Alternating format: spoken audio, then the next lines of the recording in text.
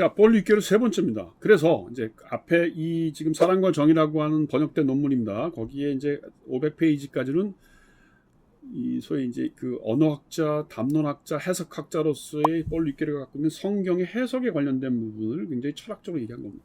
난 그것도 굉장히 재밌어요. 이 사람 글을 읽으면 그 소위 그 초창기에 1960년대 초창기에 박사 논문을 썼던 그 육체 철학 뭐 이런 게 있어요. 우리나라 아직 말로 번역이 안 돼 있는데 거기에 보면 그 인간의 감정에 대한 것도 설명이 있고 그 2권이 뭐냐면 필로소피 볼롱테 2인가에 보면 그 심볼릭 두 말 그래가지고 이 악의 상징이라고 하는 게 뭐냐 그러니까 약간 종교적인 얘기를 하고 있다고요. 아, 좀 어려워요. 그건 신학적인 깊이가 있어야만 읽을 수 있고 나 읽다가 포기를 했는데 악의 상징 번역이 됐나 모르겠다. 하여튼 그 폴 리케르는 그 기독교 신학 하시는 분들이 많이 인용하는 사람 중에 하나예요. 뭐 나중에 제가 레비나스도 강의를 하겠지만 레비나스의 철학은 조금 약간 좀 난해하고 모호해요. 그 사람이 레비나스가 얘기하는 환대라는 개념도 굉장히 성경적인 의미가 강해요. 근데 그 사람 얘기하는 건 굉장히 좀 모호한데 이 리케르의 얘기는 텍스트에 대한 분석이거든요. 우리가 텍스트를 어떻게 해석하느냐는 문제이기 때문에 굉장히 명쾌합니다.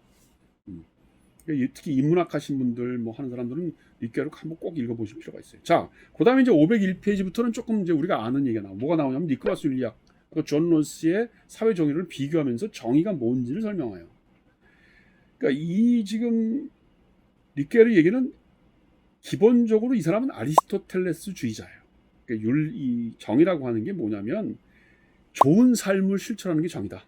그래서 이제 왜 산술적 정의와 분배적 정의 우리가 얘기하지 않았습니까? 그러니까 산술적 정의도 있지만 정의라고 하는 것은 어떻게 보면 이제 분배적 정의 혹은 그걸 비례적 정의라고 얘기를 했어요. 우리가 그거가 아리스토텔레스가 얘기하는 것인데 기본적으로 자기가 생각하기에 성경에서 얘기하는 사랑이라고 하는 말은 사랑과 정의의 관계는 마치 정의가 산술적 정의에 해당된다면 사랑의 정의는 약간 비례적인 것 정의. 그러니까 다른 것은 다르게 혹은 뭐 하여튼 좀 이 산술적인 거하고는 다른 의미의 정의 아니야? 그걸 아리스토텔레스적으로 용어로 표현하면 그게 비례적 정의 아닐까? 이런 얘기를 하는 겁니다. 첫 번째가. 그러니까 성경의 사랑이 그런 거 아닐까? 이런 식으로 얘기하는 겁니다. 그 다음에 이제 이 얘기에서 뭘로 나가냐면 이 존 롤스가 얘기하는 소위 이것도 이제 20세기 철학할 때 할 겁니다. 이게 지금 뭐 너무 빨리 해서 그런데 존 롤스가 뭐라고 그러냐면 기본적인 인권에 대해서는 그 모든 사람이 평등하고 자유로워야 된다고는 원칙을 없앨 수 없다. 그런데 차등의 원칙이라고 하는 챕터를 설명하면서 최소 수혜자의 원칙이라는 말을 해요. 그건 좀 어려워요. 그건 그 앞에 부분을 천천히 읽으면서 설명해야 되는데 간단하게 얘기하면 뭐냐면 한 사회에서 분배가 불공평하게 됐을 때 너무 많은 것을 가진 사람이 있고 너무 적은 사람 몫을 가진 사람이 있을 때 이 사람들에게 뭔가를 분배해서 이 사람들의 이익이 극대화되면 돈을 많이 가진 사람이 예를 들어서 세금을 많이 내거나 좀 누진세를 낸가 해서 세금을 많이 내는 이 사람들이 희생을 보더라도 이 희생된 것에 비해서 최소로 잘 못 사는 사람들의 수혜가 커지는 그 소위 그 커지는 것이 많아지면 그 이쪽의 손해보다 이쪽의 이해관계가 커지는 것이 더 커지면 그것이 정의로운 것이다. 그것이 최소 수혜자의 법칙이고 그게 차등의 법칙이라고 얘기를 해요. 그게 존 롤스가 사회정의로서 하는 아주 중요한 포인트예요. 그리고 그것을 왜 가능하게 하냐면 사람들은 무지의 매일이라고 하는 그 어떤 어머니 뱃속에서 태어나니까 예를 들면 어머니 뱃속이란 말은 안 나오지만 내가 세상으로 나오기 전에 무지의 배 나오기 전에 내가 부자로 태어날지 가난한 사람으로 태어날지 모를 때 사람들에게 야 너 이런 상황이 있을 때 너는 그러면 이쪽으로 갈래 절로 갈 때 할 때 가난한 사람으로 갔을 때 그럼 내가 가난한 사람으로 갔을 때 예를 들면 못 살게 되니까 그러면 공평한 사회는 이 사람들의 몫을 좀 띄워다가 이 사람한테 주는 것이 더 낫지 않겠냐 하면 대부분 다 그쪽으로 동의를 한다는 거예요. 그게 무지의 배일의 가정이에요. 그러니까 존 롤스의 사회정의론에서 두 가지 가장 핵심 포인트가 뭐냐면 무지의 배일에서 사람들이 기본적으로 공평한 어떤 이익이라고 하는 관점을 갖고 있다는 겁니다.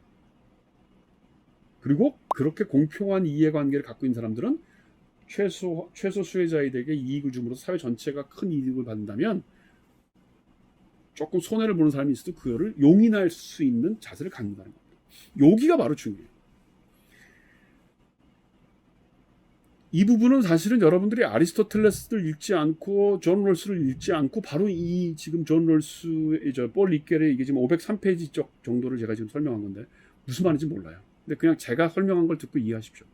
이거예요. 한마디로 얘기하면 존 롤스는 공평한 이해관계를 통해서 내가 저쪽으로 갈지도 모르니까 저렇게 가면 내가 손해가 될 수 있으니까 그냥 최소 수혜자 원칙을 받아들인다고 하는 생각을 가졌다는 거예요. 근데 이게 리케르가 보기에는 굉장히 등가성의 논리에 의해서만 생각하는 거예요. 내가 글로 갈지도 모르니까 그럼 내가 손해받으니까 나는 글로 가는 걸 이해한다. 그러니까 소위 공평한 이익, disinterested interest라는 표현을 존 롤스가 쓰는데 그게 잘못됐다는 거예요. 그게 아니고 다른 사람에 대한 인정과 연대와 사랑이라는 감정이 있기 때문에 그러한 최소 수혜자의 원칙을 인정하는 것이지 이 사람들이 수혜를 받아서 사회 전체가 더 크게 발전하고 더 많은 이익을 받으니 부자여 세금을 내는 것을 감수하라고 하는 것을 인정한다? 그게 아니라는 거예요. 그건 전적으로 어떤 시민성의 논리고 정의의 논리고 등가성의 논리라는 겁니다. 그러니까 존 롤스가 그런 얘기를 했지만 그 안에 사랑의 논리가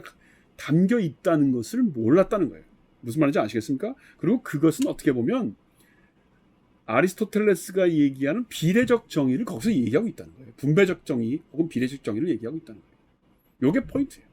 그래서 503페이지를 보면 제가 읽겠습니다. 그가 제시한 정의의 이상이 꿈꿀 수 있는 최선의 사회는 기껏해 서로에 대한 공평이라는 이상이 서로 의지하고 있다는 혹은 서로 친세지고 있다는 느낌보다 우월한 사회라는 것이 나의 생각이다. 이거 이제 존 롤스의 사회 정의라는 거 앞에서 그 제가 설명한 거를 이제 평가하는 거예요. 여기서 이제부터 중요합니다. 이런 점에서 롤스가 최초의 사회계약이라고 하는 가정된 상황에서 사람들이 가질 기본적 태도라고 정식화한 공평한 이익이라는 충격적인 논리를 떠올 필요가 있다. 그러니까 공평한 이익이라고 하는 걸 생각 사람들이 무죄별성이 있으면 여기로 이렇게 그럼 이 사람 안 되겠네 이렇게 한다는 거예요. 상호성의 이념이 이 원리에 빠져 있는 것은 결코 아니지만 이익의 대립으로 인해 이러한 정의의 이념은 모든 사람이 서로 신세를 지고 있다는 진정한 인정과 연대의 수준으로까지 발전할 수 없다. 나는 이제부터 인정, 연대, 서로에 대한 감사 같은 이념을 사랑과 정의의 변증법이라는 지평 위에 있는 불안정한 균형점으로 볼 수 있다는 것을 보여주기 위해 노력할 것이다. 이게 포인트예요. 그러니까 존 롤스의 그 공평한 이익, 그다음 최소 수혜자 원칙은 다 어디에 근거하고 있냐면 합리적인 인간관, 칸트적인 인간관에 근거하고 있어요. 나중에 다시 강의할 겁니다. 그런데 적어도 리케르가 보기에 롤스의 그런 공평한 이해관계 최소 수혜자 원칙이 작동하려면 그렇게 막 이성적이고 소위 등가성의 논리를 갖고 있는 합리적인 인간, 혹은 정언명법에서 움직이는 합리적인 인간뿐만이 아니고 감사하다. 우리 서로 이렇게 아껴주겠구나. 이런 논리가 사실은 작동하기 때문에 최소 수혜자의 원칙이 가능하다는 겁니다. 그게 바로 사랑의 원리라는 거예요. 이 둘의 변증법이 없으면, 그러니까 사랑의 논리와 정의의 논리. 그러니까 어떻게 보면 그 존 롤스의 사회 정의는 전형적인 칸트의 인간관에 기반한 정언면법적인 혹은 합리적인 인간관에 입각한 정의의 논리, 등가성의 논리란 말이에요. 롤스는 뭐라고 그러냐면 최소 수혜자의 원칙에 의해서 사회가 더 발전하면 그것이 나한테도 더 많은 생산력을 가져오고, 그래서 그 생산력이 발전하면 부자인 내가 세금을 많이 냈지만 나도 발전할 기회가 많다. 이건 모든 게 끝까지 뭐예요? 나한테도 이해관계가 돌아온다. 나한테도 이익이 된다는 식으로 설명을 하는 거예요. 그거는 사실은 적어도 신학적인 관점이나 폴 리케르가 보는 이 관점에서는 그냥 등가의 논리만 가지고 있는 거죠. 실제로 그렇지 않다는 겁니다. 그래서 다시 이제 이 504페이지에 보면 누가복음 6장의 얘기를 해요. 소위 이제 황금률의 원칙과 이 사랑의 원칙이 왜 여기서 이렇게 서로 주고받거니 하면서 앞뒤로 나오느냐? 그건 뭐냐면 성경적인 의미에서의 등가성의 논리와 사랑의 논리는 서로 맞물려 있다는 걸 보여준다는 겁니다. 그래서 사실 예리한 거예요. 누가복음 6장 27절부터 쭉 읽다가 갑자기 31절을 보면 왜 이런 문장이 들어갔을까를 야, 옛날에 쓴 글이니까 뭔가 이게 편집이 잘못됐나 보다. 그러고 넘어갈 수도 있는데 폴 리케르는 그걸 전공하는 사람죠. 왜냐면 해석학자니까. 왜 문장이 이렇게 구성됐느냐? 왜냐면 말투가 왜 이러냐? 이런 걸 가지고 이제 설명을 하면서 결국 뭐냐면 그 안에 배려의 노래, 사랑의 논리가 깔려 있어야만 등가의 논리도 가능하고, 또 등가의 논리가 있어야 사랑의 논리도 가능하다는 겁니다. 그래서 지금 이 은혜라고 하는 말, 그다음 사랑이라고 하는 말의 여러 가지 의미가 바로 이 누가복음 6장 27절에 나와 있다. 그 얘기를 하고 있는 거예요. 그래서 뭐 말은 되게 어려운데 내가 이해한 수준은 딱 거기까지예요. 내가 수준 거기까지고, 여기 보면 이제 약간 라이너트 니보를 뭐 겨냥한 건 아니지만, 이 니보가 들으면 조금 나를 욕하는 거네라고 하는 그 느낌이 되는 게, 여기 뭐가 되냐면, 읽겠습니다. 509페이지. 어떤 형법에서, 그리고 보다 일반적으로 어떤 정의의 규칙에서 부등가를 하나의 일반적인 규칙으로 확립할 행동의 원리를 추론할 수 있을까? 그러니까 사실은 다시 말해서 사랑의 원리가 형법이나 아니면 사람들 사이의 관계에서 정말 원칙으로 하나 이렇게 만들어낼 수 있겠냐는 겁니다. 사법적인 것으로. 보답을 바라지 않고 베푸는 것이 보편적 규칙으로 확립된다면 어떤 분배가 확립되어 임무, 역할 또는 이익과 의무를 분배적 정의라는 정신에 맞게 분배할까? 같은 얘기죠. 분배적 정의라고 하는 것을, 그러니까 보답을 바라지 않는 그것도 보편적인 원칙이다. 이걸 이렇게 가능하냐는 겁니다. 초도덕적인, 다시 읽겠습니다. 그다음 문장이에요. 초도덕적인 것은 비겁함과 같은 비도덕적인, 여기 인모랄이라고 써 있어요. 비도덕적인 것이나 도덕과 관계없는 난모랄이 되지 않으려면, 요 문장이 이제 약간 라이너트 니보가 얘기하는, 사회적인 관계나 국가적인 관계는 인모랄 소사이티란 말을 썼단 말이에요. 근데 지금 리케르는 뭐라고 하냐면 그 인모랄하지 않고 그런 초월적이고 그런 부등가적인 사랑이라는 게, 그게 인모라는 게 아니고 그것 자체도 사회에 적용될 수 있는 모랄의 한 규칙이다라고 할 수 있다면, 어떻게 되냐면 여기 지금 나옵니다. 황금률로 대표되거나 정의의 규칙으로 정형화되는 도덕성의 원리를 뛰어넘어야 된다는 거예요. 그러니까 이 사람이 하고 있는 얘기는 뭐냐면, 우리가 생각하는 등가성의 논리로만 가지고는 초월적인 논리를 전혀 설명할 수 없기 때문에, 우리가 그걸 계산하거나, 그러니까 주로 계산하는 게 뭐예요? 공리주의예요. 너 나만큼 줄게, 내가 이만큼 받을게. 존 롤스도 사실 공리주의라고, 넓은 의미에서 보면. 막시즘도 공리주의에 내 거를 찾아온다. 그래서 프롤레타리아 혁명하자. 내 걸 찾아온다는 건 내가 잃어버린 만큼 찾아오고 있다는 거예요. 그런 의미에서 보면 다 내가 먼저 뭘 한다.